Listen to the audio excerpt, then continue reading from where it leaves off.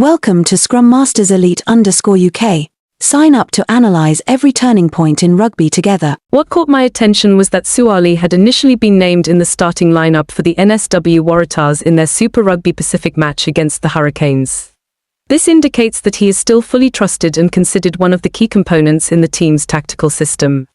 However, the fact that he had to withdraw during the pre-match warm-up made the situation even more unfortunate. In elite sports, even a tiny moment can change the entire plan for the team. I can strongly feel that harsh reality. Players must maintain peak condition, yet sometimes their bodies simply won't allow them to continue. I also noticed that before the injury occurred, Suaalii had a fairly positive start to the new season. He played as an outside centre in both of the first two matches and helped the Waratahs get off to a strong start. This shows that he is gradually asserting his role after switching to rugby union. I think the early season is usually very important for any player, especially for someone who is in the process of establishing their position like Suaalii. Therefore, having to pause at this moment is certainly a major disruption, not only in terms of performance but also in terms of game rhythm. Another aspect that caught my attention is the unexpected opportunity it created for the young player George Poolman.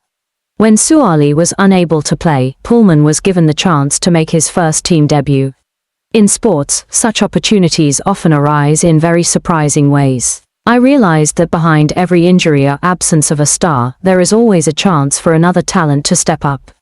This clearly reflects the competitive nature and succession planning in professional sports. A strong team does not rely solely on one individual but must have squad depth to adapt when unforeseen events occur. The official announcement from the Waratahs confirmed that Suaalii suffered a hamstring injury during the warm-up at Allianz Stadium.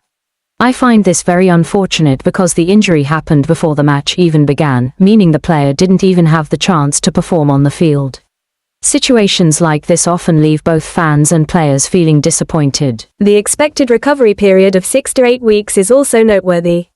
During this time, the Waratahs will have to compete without one of their most versatile players. Head coach Dan McKellar will surely need to adjust tactics and personnel to fill this gap.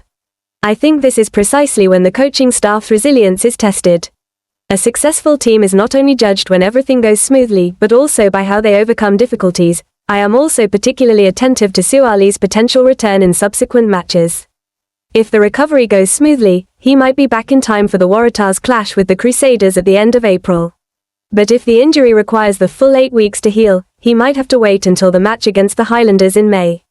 These details illustrate the fragility of the professional sports calendar. Even a minor injury can cause a player to miss multiple important games. However, one positive aspect is that this injury is unlikely to affect Suaalii's opportunities in international matches in July with the Australian national rugby union team. Led by Les Kiss, the team will face strong opponents such as Ireland, France, and Italy. I feel this is a hopeful sign, as it shows that Suaalii still has plenty of opportunities to contribute to the national team if he recovers well. Yet, what makes me think the most is that this is already his second serious injury since switching to rugby union in 2024.